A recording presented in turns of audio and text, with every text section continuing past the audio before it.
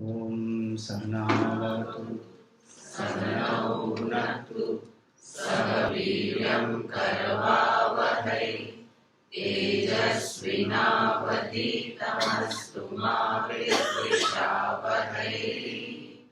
Om Shanti Shanti Shanti. Guru Brahma Guru Guru Vishnu Vishnu Guru Devo Maheshwara Guru Sakshat Parabrahma Tasmai Shri Gurave Namaha. Samasta Jana Kalyani Niratam Karunamayam Namami Chinmayam Devam Sadguru Brahma Vidvaram.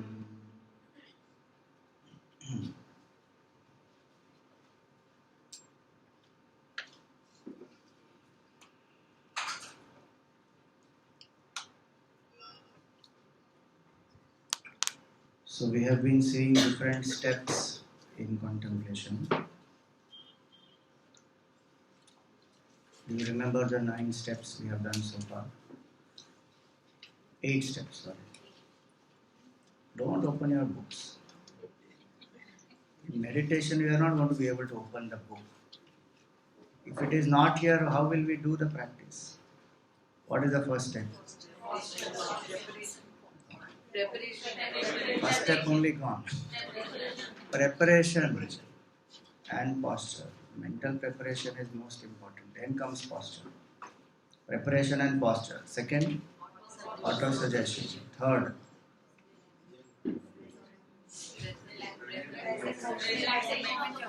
Swamiji, we believe in jumping.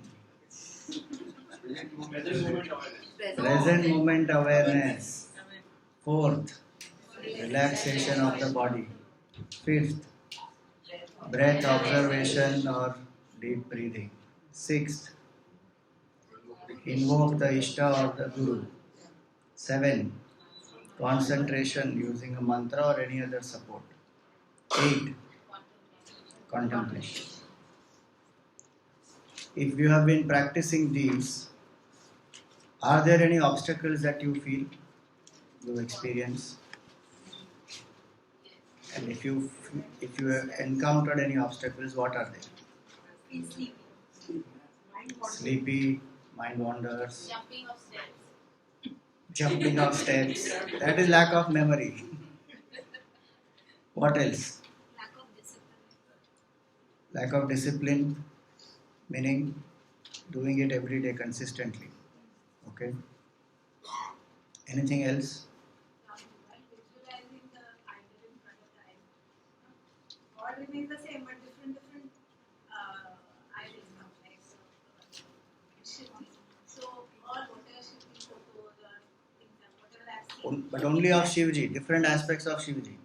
Oh, very good. That is still fine, no problem. As long as it is not wandering anywhere else, then slowly it will become to one and then it will go beyond that also. Practice, I went to Jagdishwar temple. I thought that okay, this is the one I'm. 2 days it was okay, third day some different. No, it happens. No? It is not so easy to hold the mind steadily to one form and one support. How much we have allowed the mind to be impacted by so many things that we are seeing, that it is able to focus even just on Shivji, but different forms of Shivji itself is one blessing. So, different obstacles that we go through, they are listed down in the scriptures and the solutions are also given. 4 main obstacles are there. Most of our difficulties will come under any of these 4. In modern times, we may have some more newer obstacles which are there. WhatsApp and Facebook and whatever. They also can be classified under these 4 only. So what are these 4? So these 4 are based on Vedanta. Different books explain about that.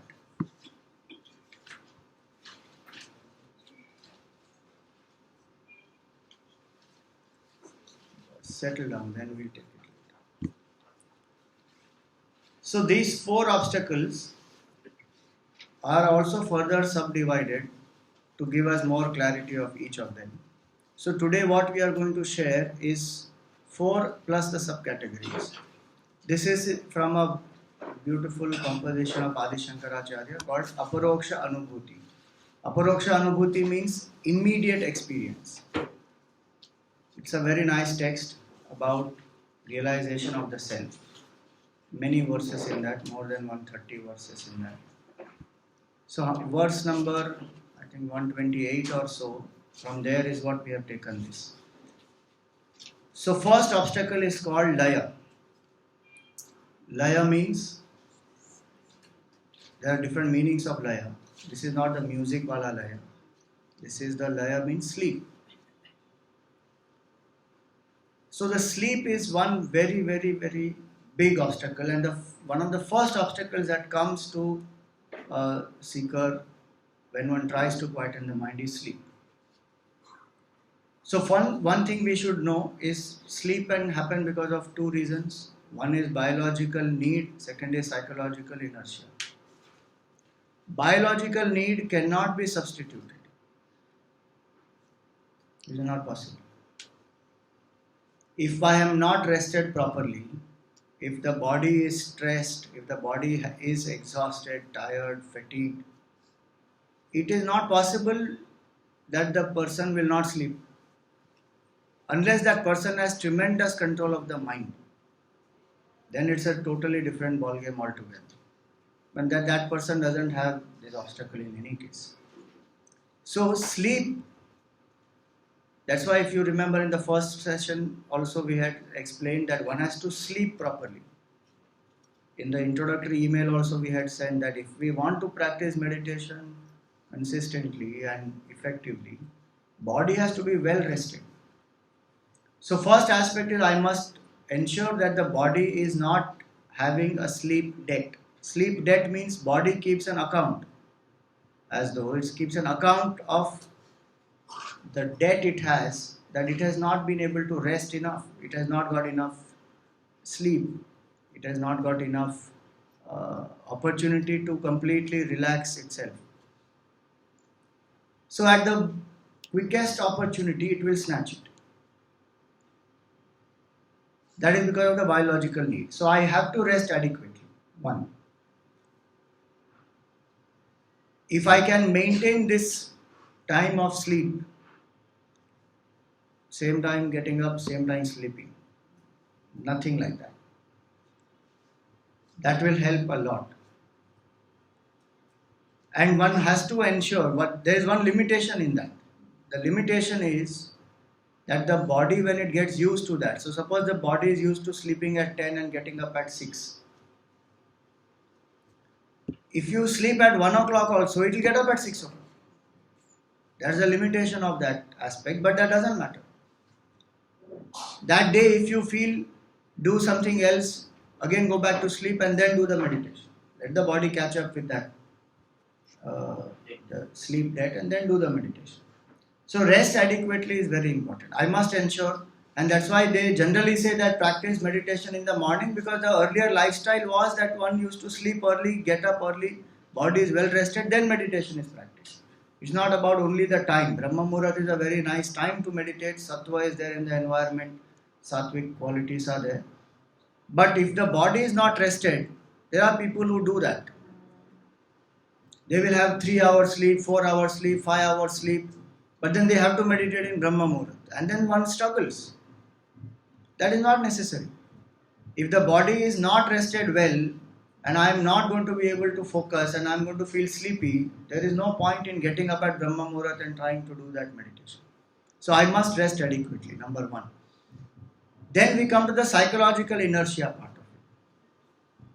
Also here, before I go to psychological inertia, exercise plays a big role in keeping the body flexible, active, energetic. Tamas will happen in the body if the body has not got enough exercise, and one will sleep. And that's why in the Gita also Bhagavan says Yukta Ahara Viharasya. Vihar word is exercise there, walking. Moderate amount of exercise and walking is important.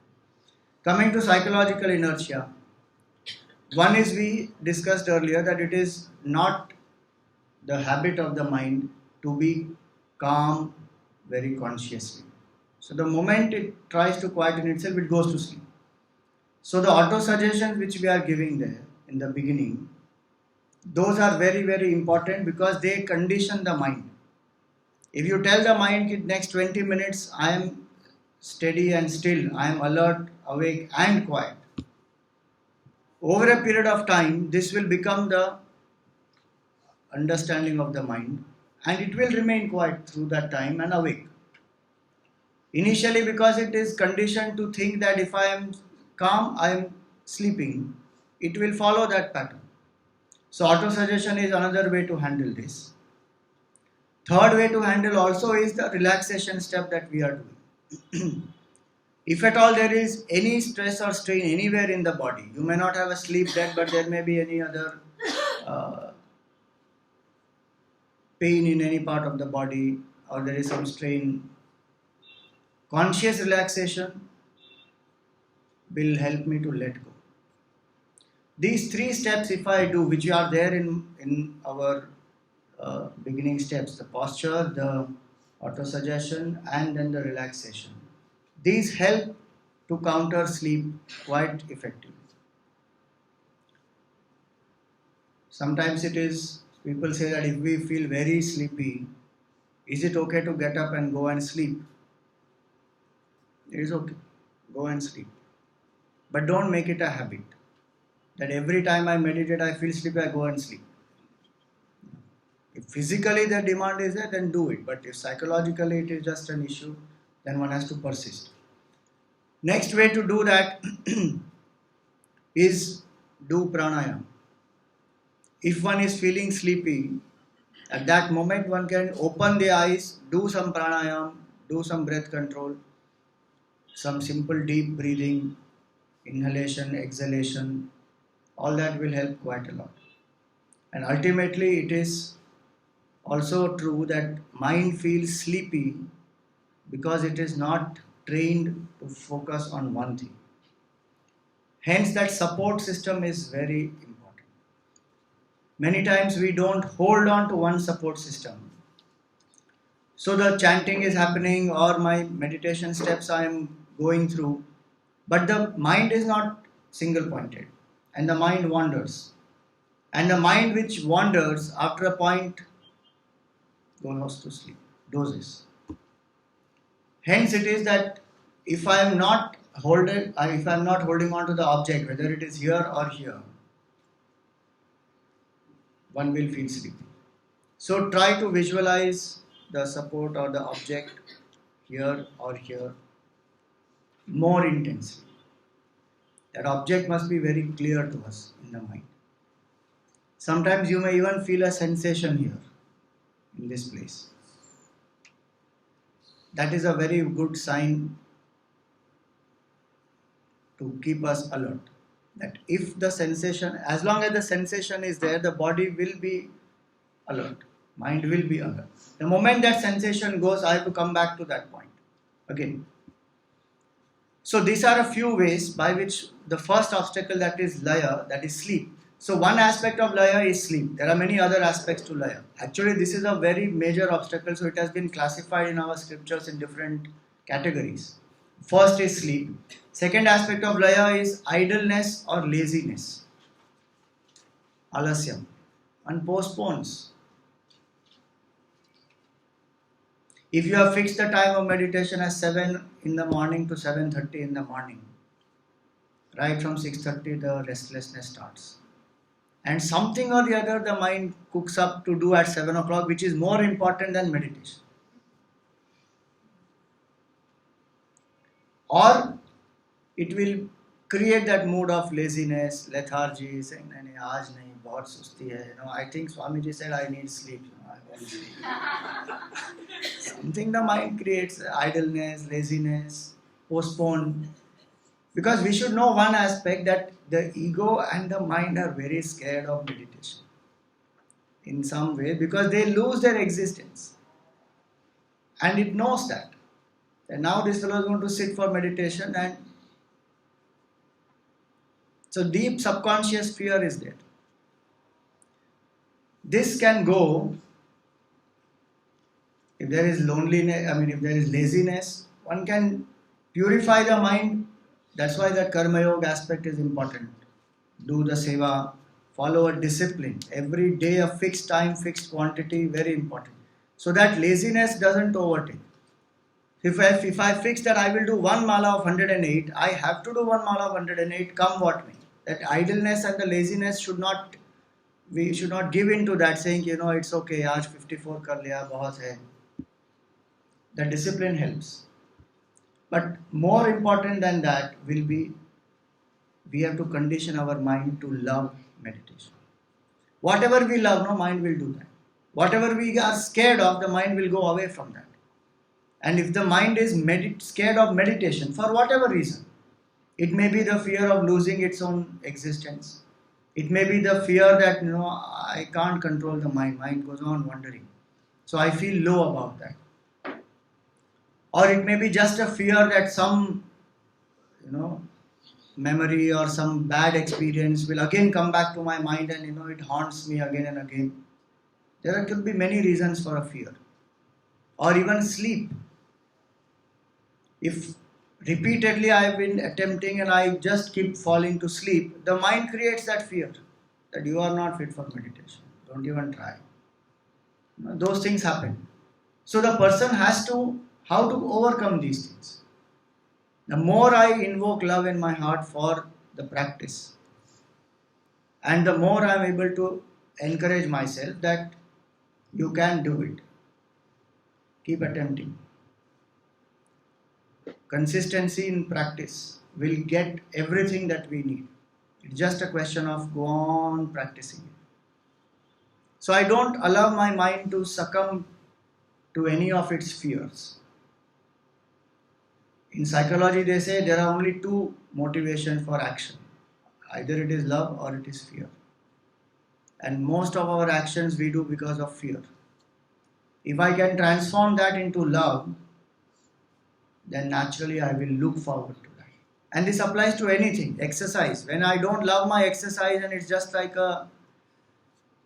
something I have to do now because I'm compelled to do it for health reasons or whatever reasons, then I have to push myself. Somehow go and do this exercise and just get done with it. Over. So any work that I start loving, mind will start looking forward to it. And how will I start loving that? When I start seeing the positive benefits of that, however little they are. So even if you feel sleepy, what is the positive benefit of that? That every day you are able to get up and sit now for meditation. That intention is also there. That itself is a growth. And suppose you are able to continue doing that. Out of 7 days, even if you feel sleepy for 4 days, 3 days still you have done. So I have to keep seeing the positive aspect and build that love for that practice. If I keep my standard that only when I am able to meditate steadily, then I am going to start, that will never happen. Third obstacle is tamas. How does seva help? Seva helps in purifying the mind. Because when there is laziness, lethargy, that is tamoguna. Rajoguna is activity. But activity, when it is done with selfish interest, then it creates agitation. Attachment, anger, fear, insecurity, all that will start. Then again the mind will wander because of that. But when I do the same work with the bhav of seva, serving, I increase selflessness. Selflessness increases, purity increases. Purity increases, steadiness of the mind will increase. Impurity is the cause of this tamas, it is an impurity, and that is the cause of sleep, laziness, postponement, procrastination, all that. So tamas is the third obstacle where the mind becomes dull, just reading. There are people who go on reading different books on meditation. Nothing wrong also. But more important is to meditate. There's one man, he went to somebody's house, one teacher, he went to somebody's house. And that disciple has so many books. So when the teacher came out, he said, I really wonder how much this person is even meditating, because the amount of books that the person has. So he asked that student that you have so many books on meditation, but do you meditate? How long do you meditate? He says, no, I am waiting when I finish reading all these books, then I will start. One may go on reading. In spiritual science, it is always said that if I read 10 pages, it is better that I think and write 2 pages. Thinking and reflection is more powerful than reading. And writing and reflection, if I am doing for 2-3 pages, it is more better if I am able to apply that and practice that even for 5 minutes, 10 minutes. So it will go in stages. In the Gita, the Lord gives that. Shreyo hi jnanam abhyasat. Rather than mechanical practice, it's better to do it with knowledge. Jnanat dhyanam vishishyati. Doing with practice, doing with knowledge is better than doing mechanically. But when I am able to engage the mind completely in contemplation, that is still better. It goes on in different levels, it goes. So how to ensure that the practice I am doing, I must keep the company of people who are practicing and the company of people who are able to live who are able to derive the practical ways of application of the scriptures. Not people who are just making intellectual debates and arguments on the scripture, and not people who are just mechanically reading and they can quote left, right and center, but nothing happens here because the change has not happened from within. So if I keep company, that's where satsang and company of such people helps. Because when I see them meditating or when I see them living those ideas, it will inspire me also. It will even make me think that why am I not doing that? Fourth aspect of laya is called as anusandhana rahityam, absence of a spirit of inquiry. Where the reading of the scriptures, the enthusiasm just goes away. One becomes very dull, mechanical. So what will help in this? It is the nature of the mind to make anything mechanical and to lose the freshness or the spirit of inquiry and wonder just goes. After a point it makes it routine and then it looks for something new. So one aspect here is to invoke the grace of the Lord for sure. Pray to the Lord sincerely with all the heart. The moment I bring heart into play, the mechanicalness will go. If I stick to the technique with the head and with the hand, devoid of my heart, it will become mechanical. And that's what makes it mechanical. Heart has to be there. Heart has to be there means love has to be there. Love for the scriptures, love for sadhana, love for the goal itself. And that's why the study is so important. Last class what we spoke about Shravan, Manan, and then comes Nididhyasana. If my Shravan and Manan has been done well, Nididhyasana will happen just like that. But many times we don't give enough importance to Shravan and Manan. Clarity of thought we don't give importance to. Did moksha become my goal or not? I have to think deeply on that. That is my purpose of life moksha or not? If my purpose of life has not become moksha, what else is the purpose of my life? It could be anything else if you say service or happiness or love, whatever it is. Is that purpose of life connected to this practice? If it is not connected to this practice, there will be disinterest.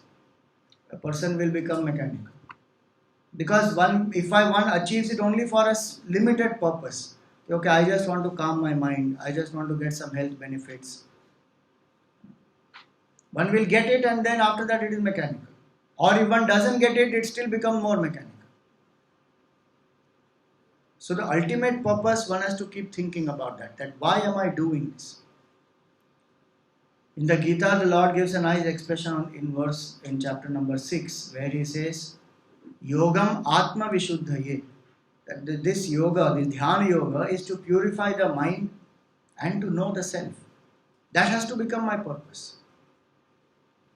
If that becomes my purpose, I should remind myself again and again of that purpose. Again, this is applicable in everything. An athlete who wants to win in that 100 meters dash has to go on practicing every day. And is it not true that the mind will feel sometimes fed up of that? Every day the same discipline, routine and practice and intensity has to be brought in. It's not easy. How does one motivate oneself? Think of that purpose. Think of how much one loves that goal. Why does one want to achieve that goal?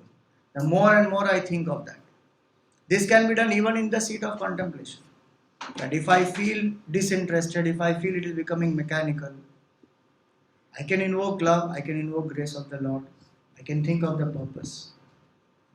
And also think how less time we have.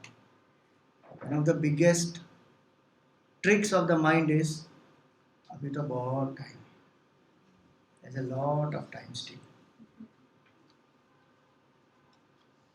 And we think we can shift the gears very fast in the last phase of one's life.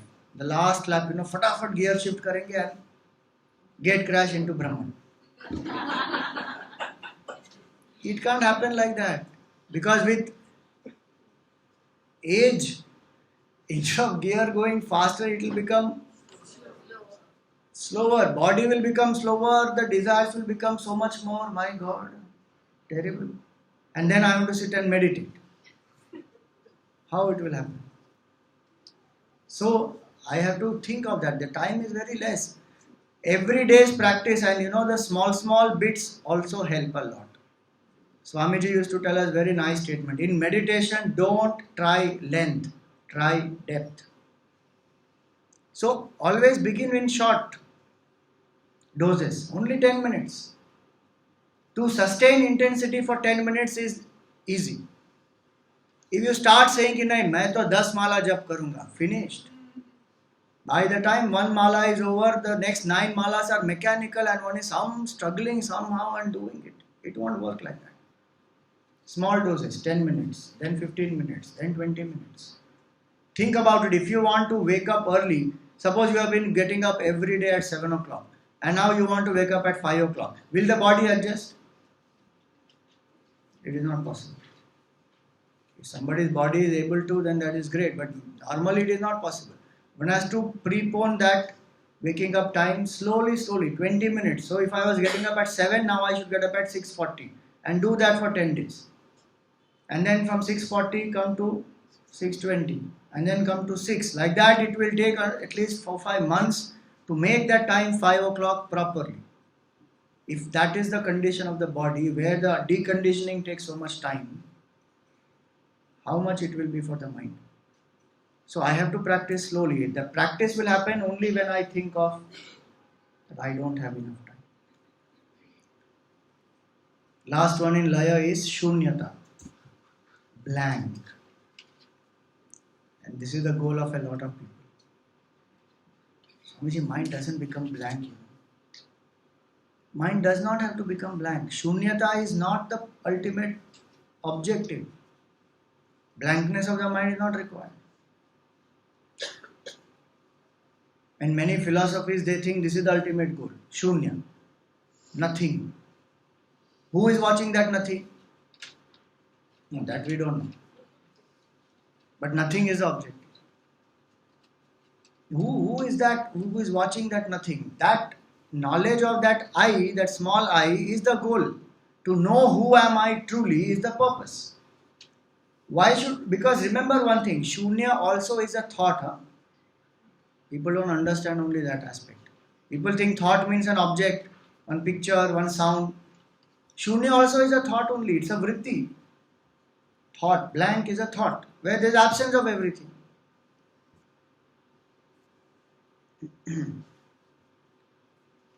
Just like in this hall today, so many of you are present right now. Now when you all leave, this hall will become empty. But who will know that this hall is empty? There has to be somebody to know that knower is having the thought that there is nobody. Same way, the thought in the mind is that there is nothing, is a blank. Recognition of that is there or not? This is a blank. There is absence of everything. That is again a thought. So, ultimate objective is not shunya. So, don't ever strive for a state of blankness. Why? Because in Vedanta is very, very clearly said, what you strive for is what you will achieve.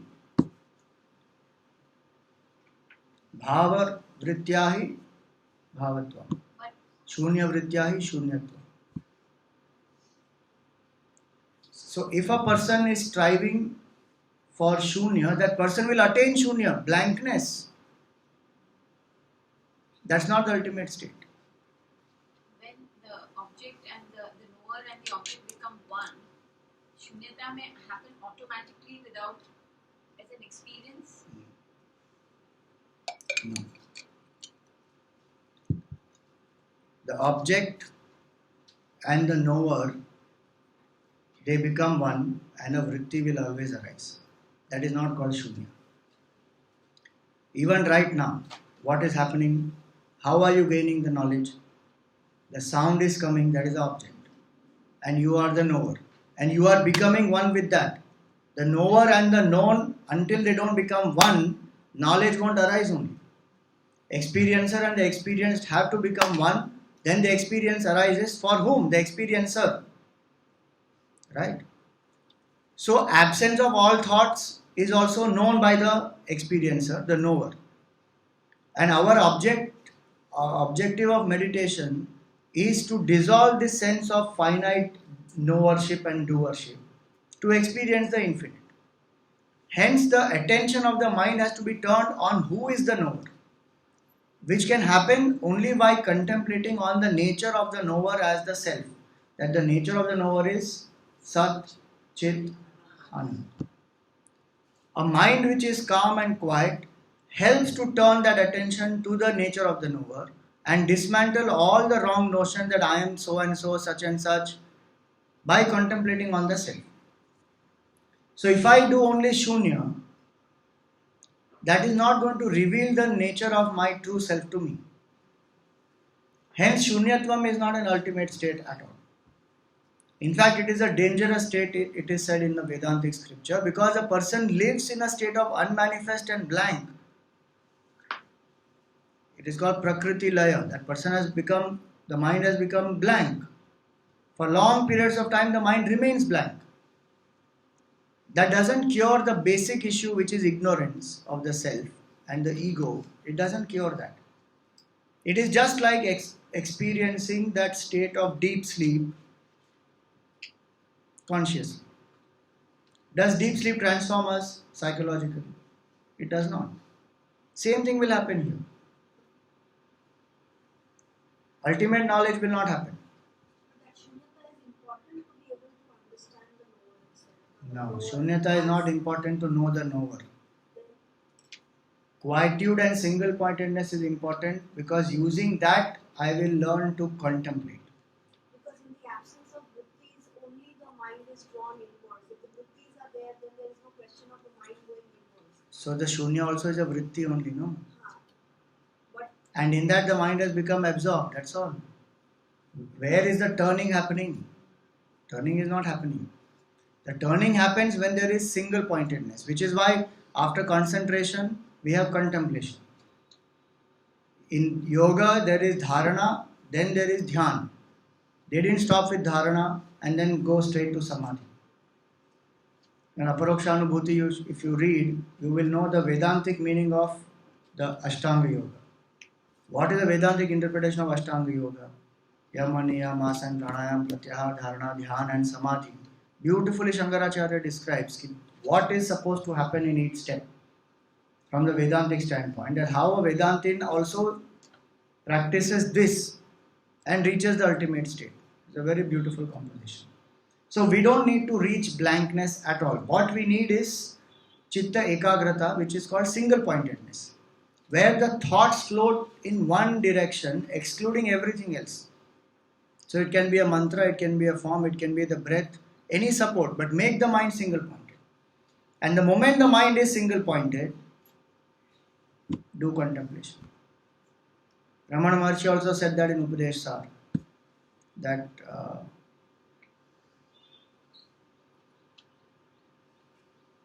Pranabandhanat Leena Manasam Eka Chintanat Nashametyada. By controlling the breath, the mind which has become single pointed, Pranabandhanat Leena Manasam Eka Chintanat, contemplate on that one supreme reality, Nashametyada. Then that mind loses its psychological sense of distinction that I am different, world is different, God is different, and the knowledge of oneness will arise.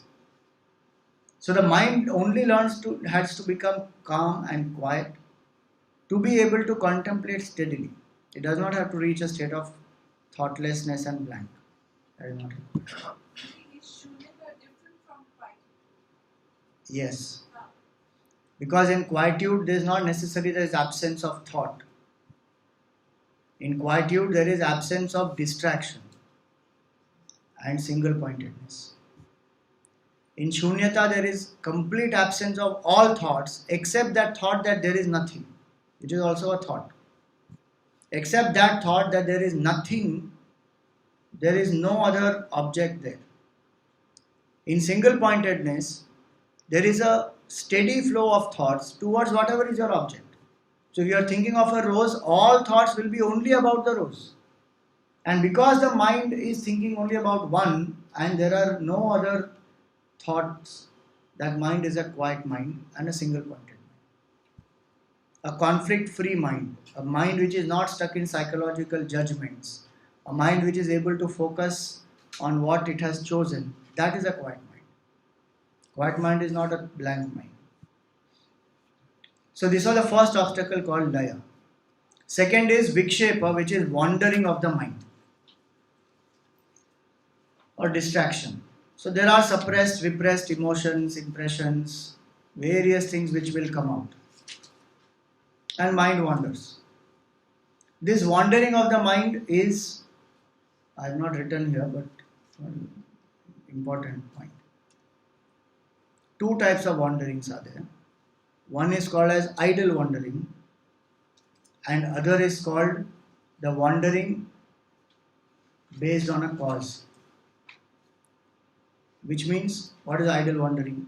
Because we have not trained the mind to be single pointed, mind just wanders. It goes on thinking something or the other. There is no direction to that. That is called idle wandering. It will keep jumping from one thing to other. Somehow it keeps doing that. And that's the reason why concentration appears to tire us many times. Because there's an effort to channelize against the natural tendency of the mind which has not been trained. It goes on wandering. That's the nature of that mind. So idle wandering, there is only one, the only thing is to keep doing that practice and bring that mind again and again back. And of course love helps in that a lot. That's the idle wandering. So here what I have given is more for the idle wandering. I will come to the second one later. So when there is idle wandering, I have to learn to become more and more alert.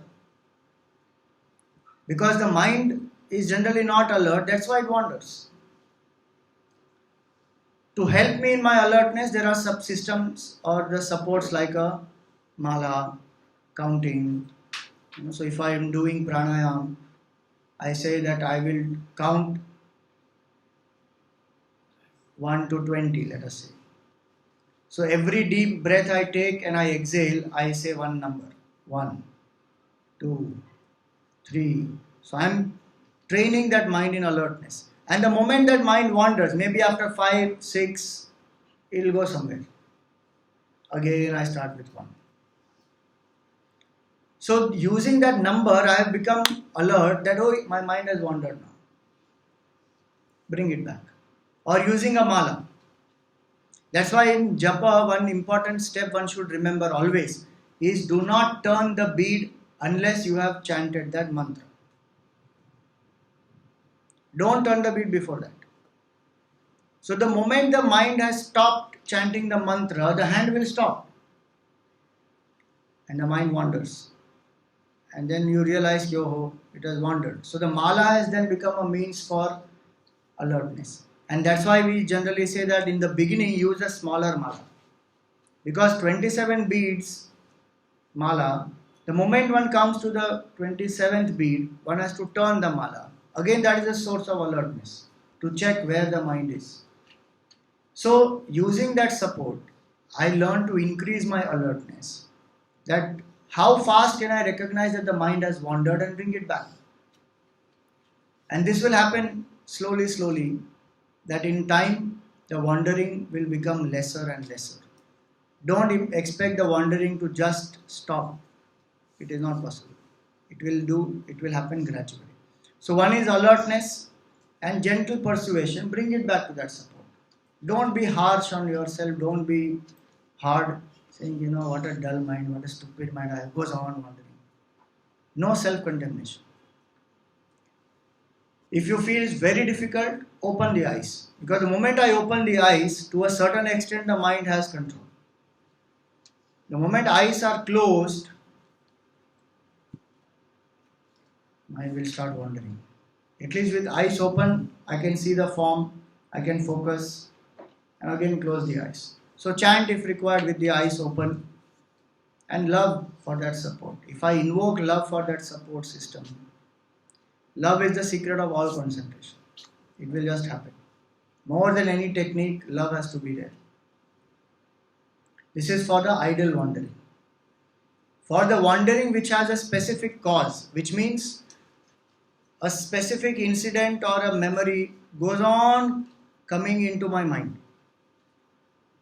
Because maybe I have not sorted it. The mind is telling me to sort it. And I should do that. Maybe an unpleasant incident has happened.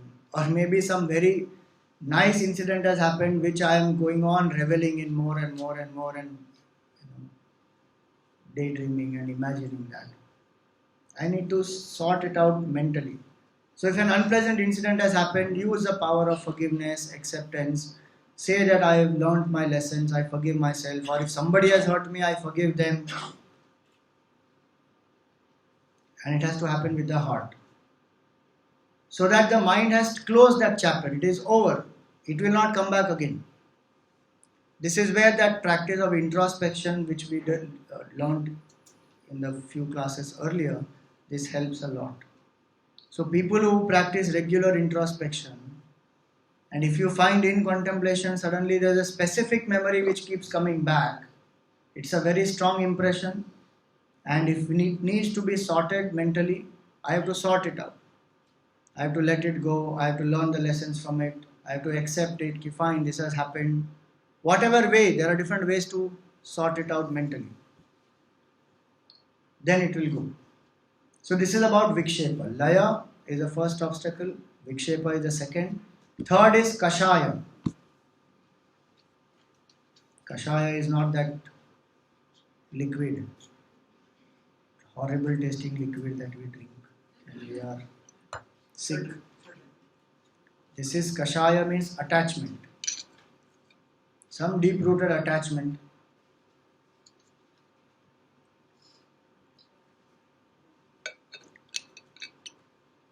It can be to many things, to people also.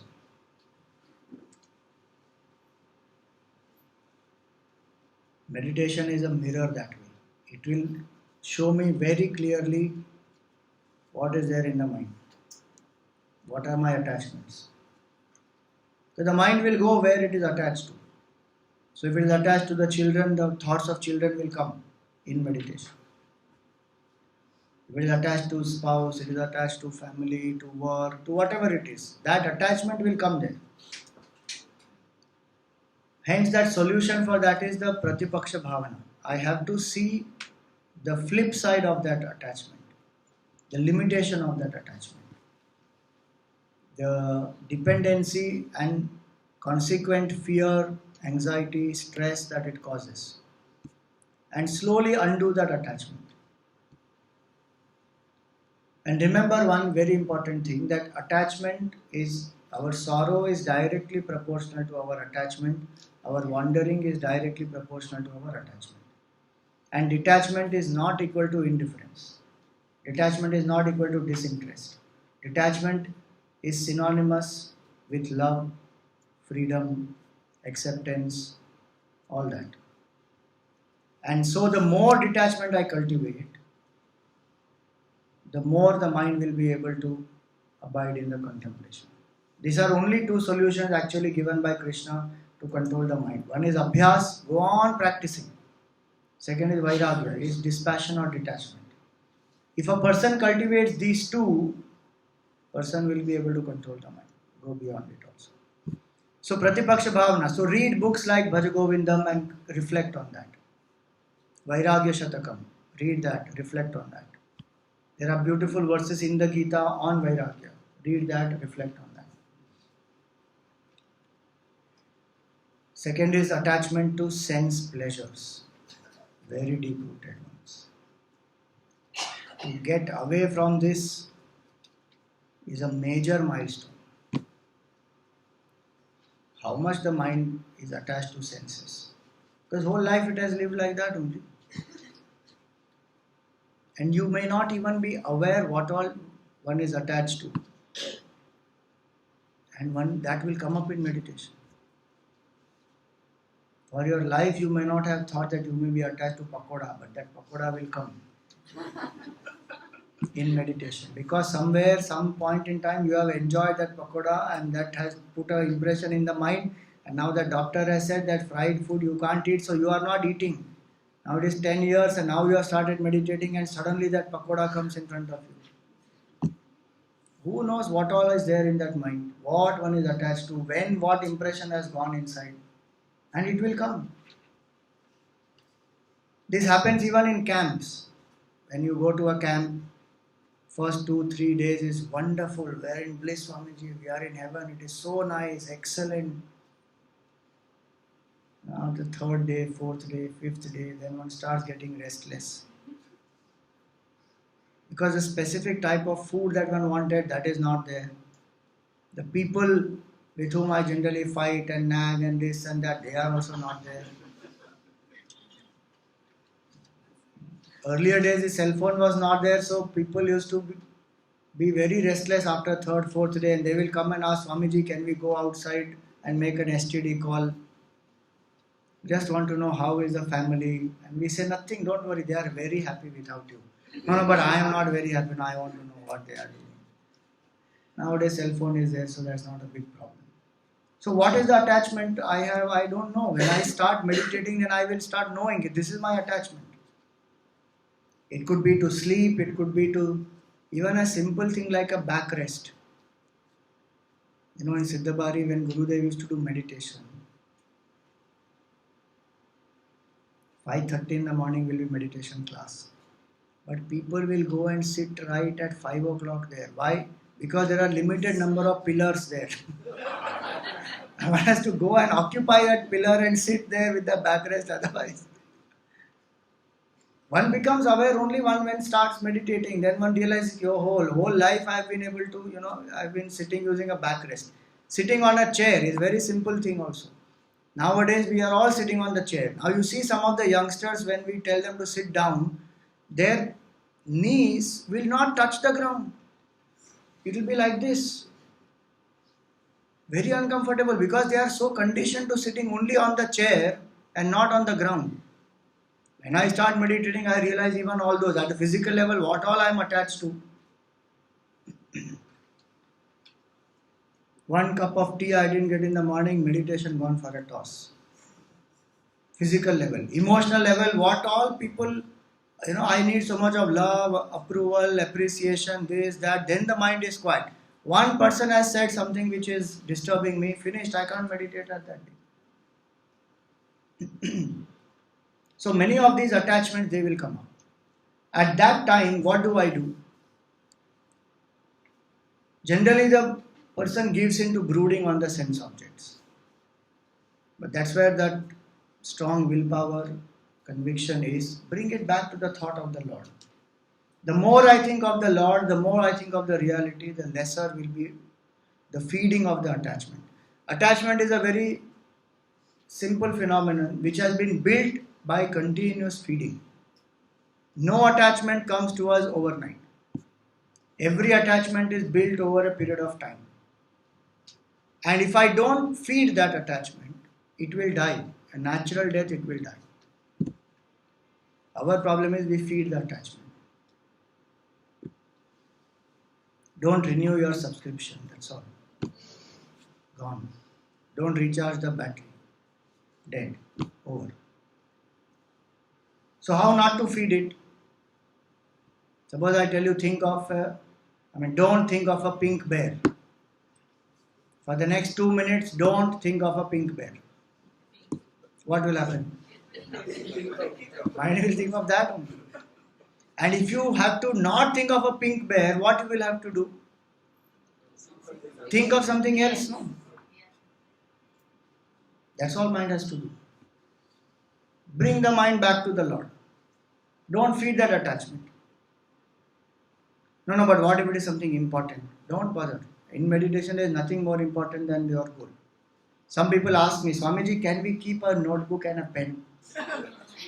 Because such creative ideas they come, we want to write it down. Leave it. Don't feed it. Back to the Lord. Back to the Lord. So if a person does that, one aspect is to distract the mind. Don't feed that attachment. Second is to actually think about the limitation of that attachment. That how much pain it causes. This is called dukkha and dosha. Anybody who wants to get out of any attachment has to think of these two aspects of that. Dukkha, dosha, anudarshanam is what Gita says. Anu means again and again. What is the pain of that attachment? No, Swamiji, how can there be pain of loving my children? There is. Be very clear and factual about it and you will know that there is a pain. Loving the child is not a pain. Attachment to the child is the pain. The child also feels miserable, you also feel miserable. Nobody wants to feel possessed. No, everybody wants their freedom and space. So they will revolt, they will rebel, they will back answer. Someone feels hurt. So many things can happen. Even if that doesn't happen, the dependency itself is a pain. That I constantly need someone to hold on to. So dukkha is the pain and dosha is the limitation. That however beautiful that relationship is, balanced it is, no attachment in that. How long can that person be with me? Yavat pavano nivasati dehe tavat prichati kushalam ge. Gatavati vayav deha paye bharya bibhyati tasmin kai. The spouse who is so dear to me, even that spouse comes with me till when? Only till the point of death. Beyond that, it is my journey alone. That is called dosha, the limitation I have to see. The more and more I see the limitation of that, whatever that attachment is. If I am very attached to ice cream, imagine all the pain that it can cause to your body, not to the tongue. Go and see that movie called Fed Up. The evil of white sugar, terrible. Go and see that movie. Fed Up is. Then the knowledge is there. Then the conviction will happen slowly. That why should I drop these? When I tell people that I don't drink milk and no milk products and no sugar and sugar products, what will you eat then? There's so many other things to eat.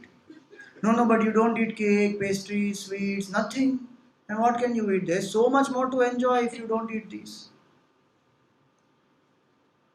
And how much the body has become stable and the mind has become stable because one has given up these. So if I know very clearly what is the dukkha, what is the dosha, then the conviction is there. So however tempting that object is, I am very clear that this is not necessary for me. It's over.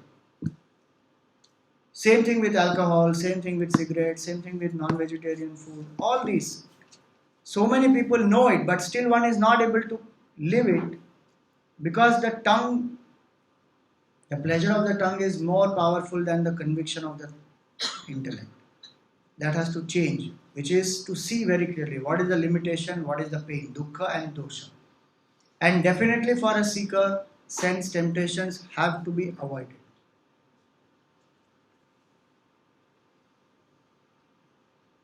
Intelligent seeker will avoid sense temptation rather than fighting it.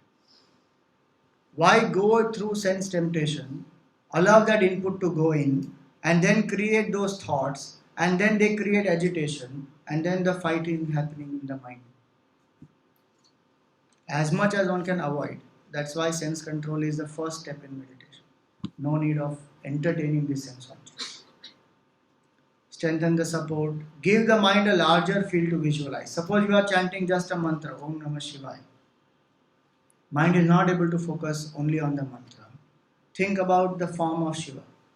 If mind is not able to think only of Shiva, think about the stories of Lord Shiva and visualize those stories.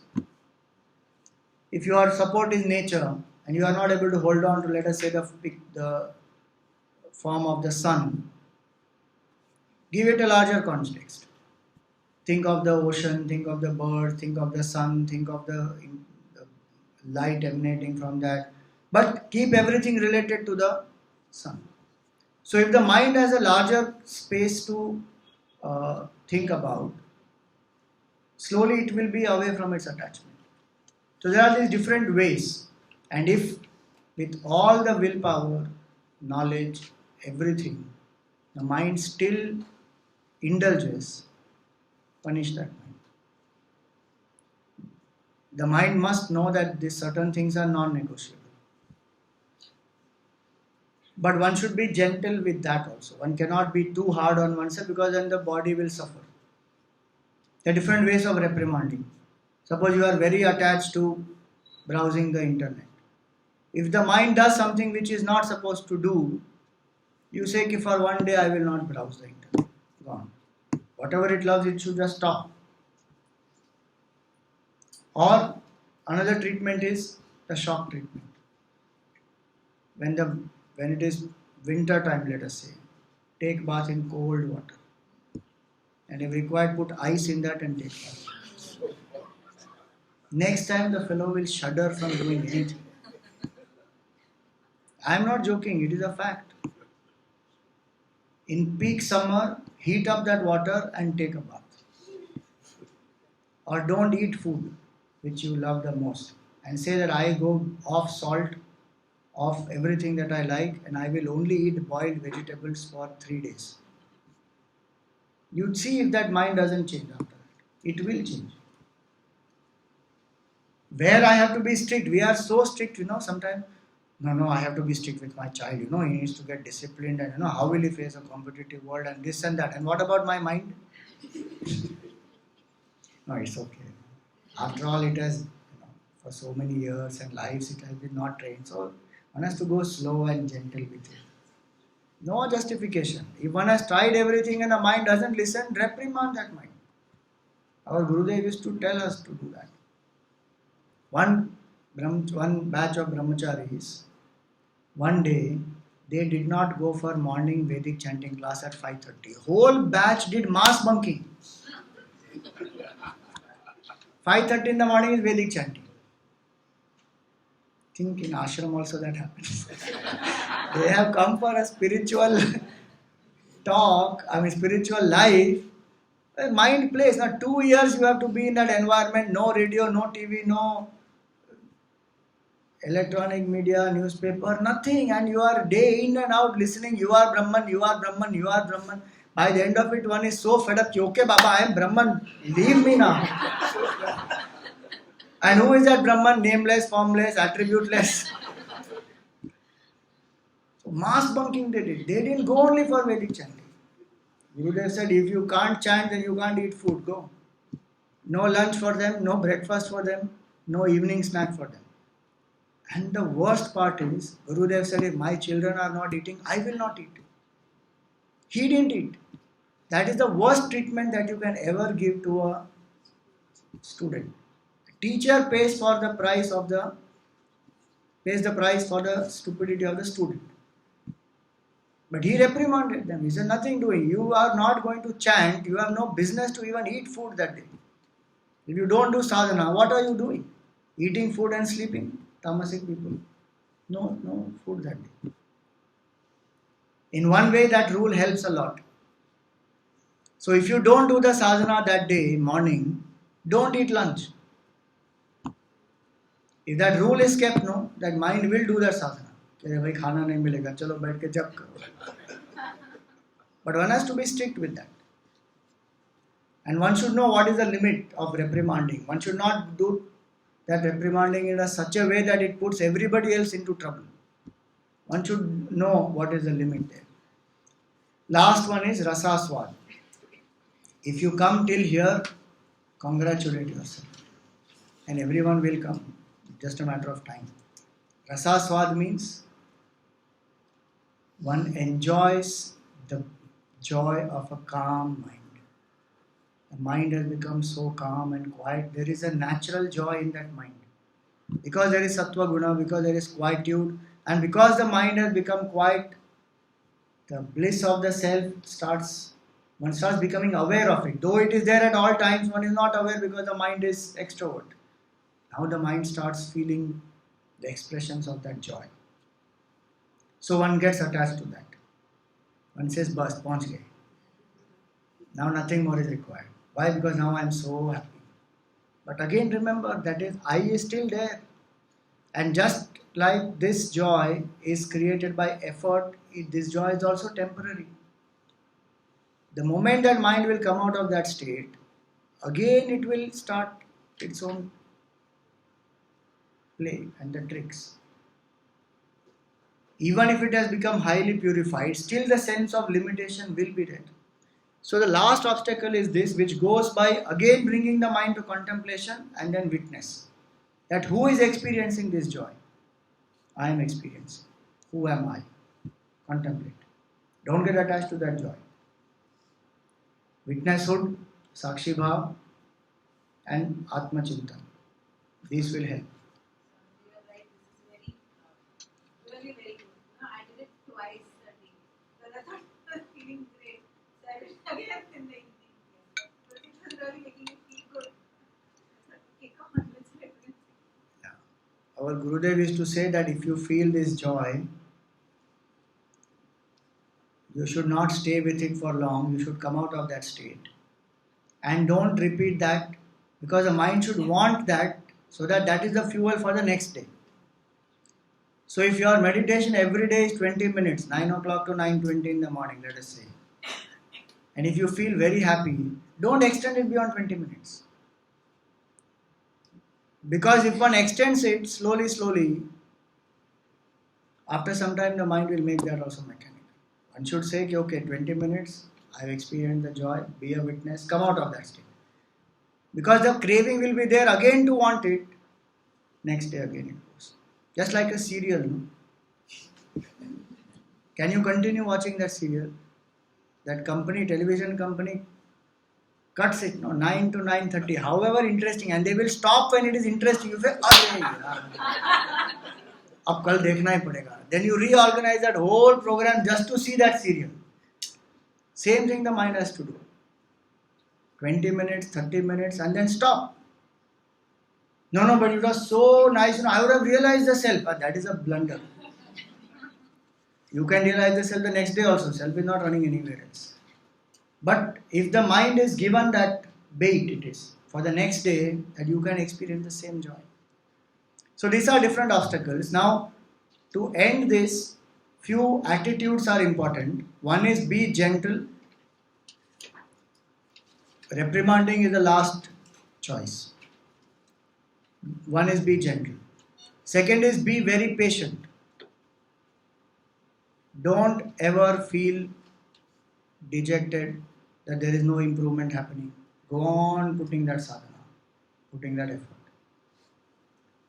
A very nice analogy given for that is, when the milk has to be transformed into curd, a little bit of this curd is put into that milk and it is kept undisturbed. If you go on checking that, you will see that nothing is happening. And if you disturb it, then curd can't be made. So apparently nothing is happening, but by the time it is morning, that entire milk has transformed to become curd. Same is with our sadhana. There is a lot of changes happening within. Even a simple mantra japa, you go on chanting mantra every day, you may not feel any change as though visibly, but so many karmas are getting destroyed, negative karmas, and it will go on happening, and it will bring the mind to a state where it becomes sattvic, devotion will arise, ego will surrender, it will keep happening. And you realize that you have transformed completely. So don't keep on checking. People check after running 2 days and they go and put themselves on weighing machine and check kitna loss ho gaya. अरे 2 दिन में. One has to put that effort and keep doing that effort. So perseverance is important, patience is important, and gentleness is important. Now homework for you is the Meditation and Life book that has been given to you. In that there is a beautiful chapter of Gurudev on hints for taming the mind.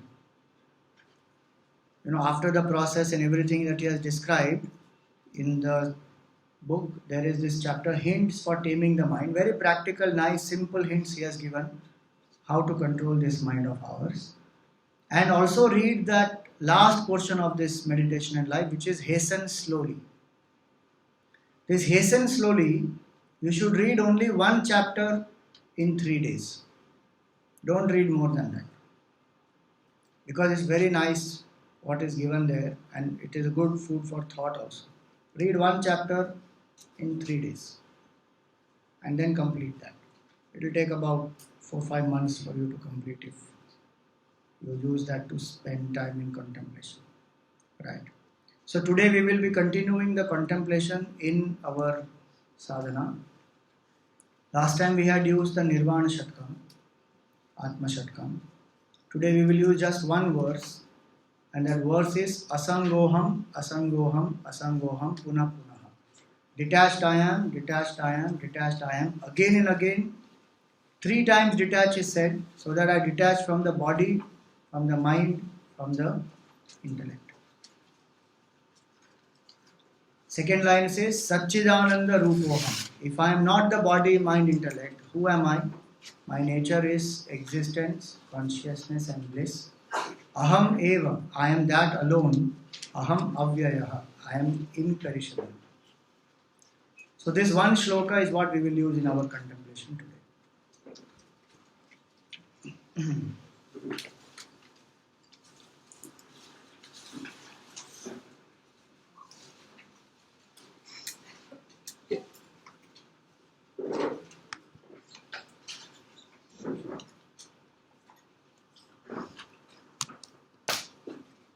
This light can be switched on.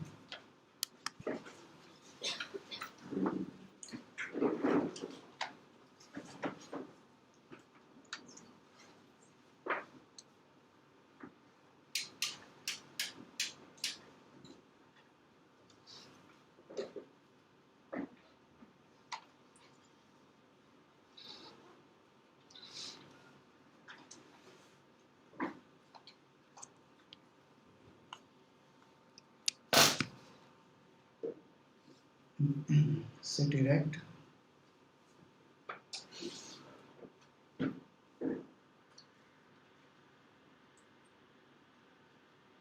The head, the neck, and the spine in a straight line.